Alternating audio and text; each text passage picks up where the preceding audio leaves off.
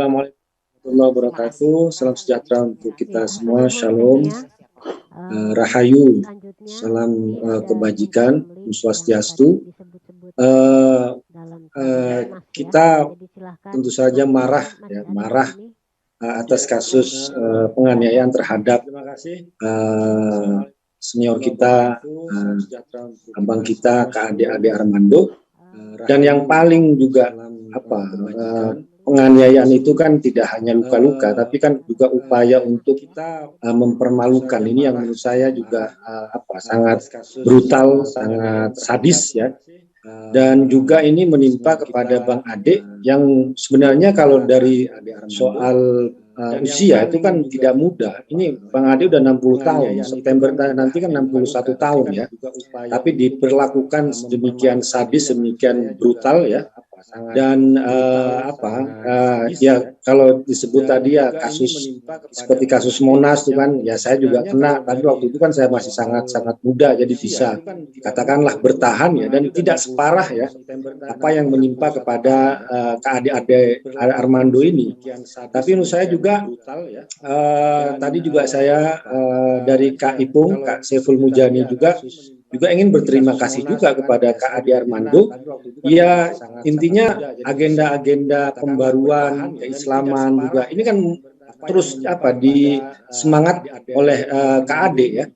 Dan ini mungkin salah satu catatan ya bagi katakanlah kita ini, katakanlah yang sering ketemu udah beberapa puluh tahun ini, yang mungkin udah melihat kayak agenda ini seperti, dan saya sendiri ya, agak sadar ketika Kak Ade juga saya minta bicara soal pembaruan ya Kak Ade sangat konsisten ya, kembali mengingatkan pada agenda kita ya beberapa tahun-tahun yang lalu, dan ternyata Kak Ade juga konsisten. Kemudian saya juga tadi sempat ngintip ya di timeline ada Mas Alek Junaidi ya, bahwa juga ini salah satu juga yang kumpul di sini kan rata-rata kan orang-orang katakanlah senior, bukan yang muda lagi.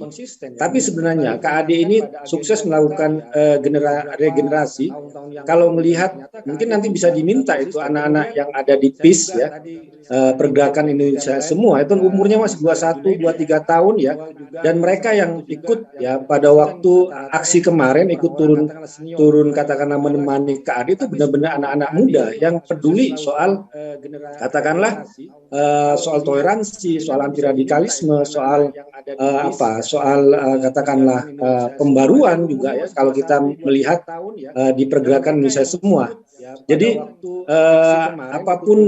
apapun yang terjadi kepada Kak Ade ya, memang ini salah satu pukulan yang berat ya, terutama kepada Kak Ade sendiri, kepada keluarganya, dan juga kepada gerakan kita ya. Tentu saja ya tetap bagaimana kita tetap tidak patah semangat, tentu saja itu paling penting menurut saya, karena ini kan kalau pengalaman saya pastilah ada semacam trauma dan sebagainya, tetapi intinya saya melihat kekaguman yang luar biasa kepada seorang Ade Armando yang katakanlah tidak malu-malu untuk mengambil sikap, mengambil posisi dengan sikap yang tegas, tapi memiliki alasan-alasan argumentasi yang kuat ya, bukan hanya ikut-ikutan atau fanatik ya. Dan dia berani kritik, internal juga bisa kritik.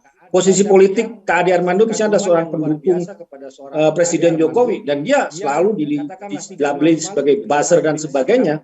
Tetapi kalau menurut dia itu nggak benar, dia pasti akan menolak. Misalnya isunya adalah soal menolak penundaan pemilu dan soal 3 periode. Itu kan sikap yang tegas dari seorang pendukung Jokowi ya, yang memiliki argumentasi.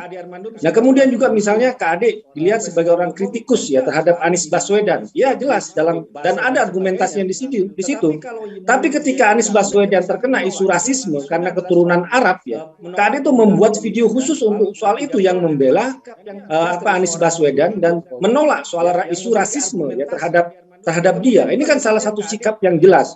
Kemudian Kak Ade adalah tegas ya soal isu radikalisme, kemudian soal isu intoleransi di internal umat Islam ya. Tapi Kak Ade juga memiliki sikap yang tegas ketika ada katakanlah orang yang ingin menyebar kebencian kepada katakanlah ajaran Islam, misalnya yang tokoh yang Saifuddin Ibrahim lah, dan juga berpolemik gitu. Jadi ini menunjukkan bahwa KAD itu tegas dalam memiliki sikap, memiliki posisi tapi fair, tapi dia adil dan punya argumentasi dalam setiap katakanlah apa yang dia sampaikan, dan disampaikan secara sederhana, secara tenang, dingin ya. Dan saya kira karena kekuatan itu ya, mereka tidak bisa melawan Ade Armando di media sosial, di opini, di narasi, kemudian tidak bisa melawan dalam mencoba untuk menjerat Ade Armando dalam kasus hukum, dilaporkan ke polisi, kemudian mereka melakukan penganiayaan dan pelecehan terhadap dia.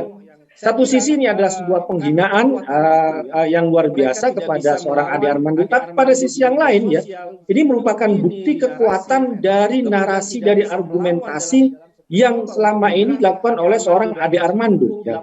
Dan ini yang menurut saya bisa terus menjadi kekuatan kita, menjadi inspirasi bagi gerakan-gerakan kita, khususnya yang melalui pergerakan Indonesia untuk semua, karena KAD di situ adalah seorang yang ketua umum, kemudian produktifnya luar biasa. Bagaimana KAD membuat konten di Cokro TV ya, dalam seminggu lima kali ya, 5 hari berarti dia harus membuat tulisan itu, kemudian masih membuat tulisan untuk pergerakan Indonesia semua, dan isunya adalah isu-isu yang mungkin sekarang kita itu sudah agak-agak takut untuk bicara. Kenapa ya? Karena memang resiko yang meskipun katakanlah FPI sudah dibubarkan, HTI sudah dibubarkan, tapi kan orang-orangnya dan radikalisme kan masih menguat ya di masyarakat kita, dan ini terbukti dengan bahwa mereka yang melakukan pelecehan kepada Ade Armando ya mereka juga golongan itu ya.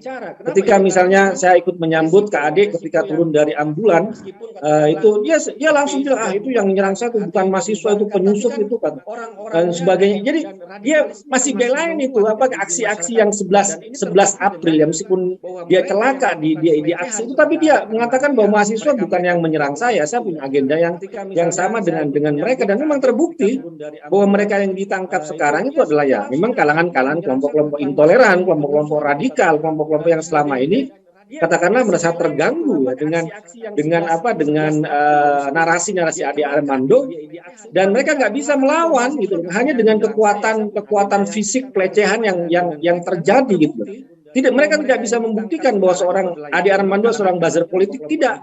Ade Armando itu orang yang punya sikap yang tegas terhadap posisi politiknya, tapi juga punya daya kritik internal. Ya kalau dia anggap itu nggak benar, dia akan bilang nggak benar gitu.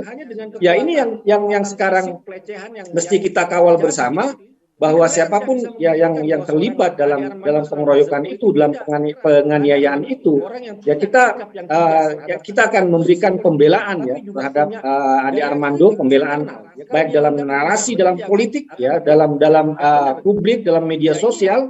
Kita jangan katakan lelah untuk membantah, untuk membela Ade Armando di media sosial, kemudian juga di opini publik.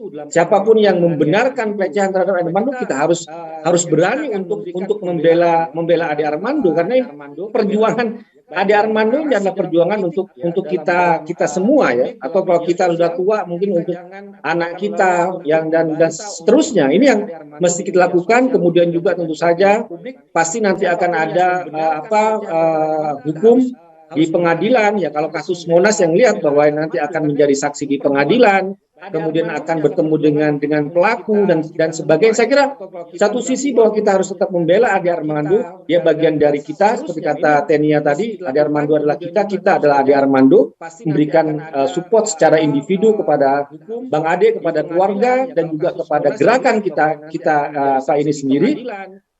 Dan juga saya kira ini tetap semangat dan tidak patah ya. Ya sedih boleh ya, tapi memang bagaimana ke depan tetap melanjutkan perjuangan Ade Armando dan pembelaan terhadap Ade Armando dalam banyak lini ya. Yang terdekat ini kan tentu saja kesembuhan Ade Armando adalah utama. Kemudian setelah itu kita harus memberikan pembelaan terhadap kasus hukum di pengadilan terhadap Bang Ade Armando, dan kita tetap menyuarakan bahwa soal anti radikalisme, anti intoleransi tetap menjadi bagian untuk terwujudnya, yaitu bahwa Indonesia memang untuk semua, apapun ras, agama, suku, gender, orientasi seksual dan sebagainya ini menjadi bagian penting dari perjuangan Ade Armando. Itu mungkin bisa saya sampaikan. Terima kasih.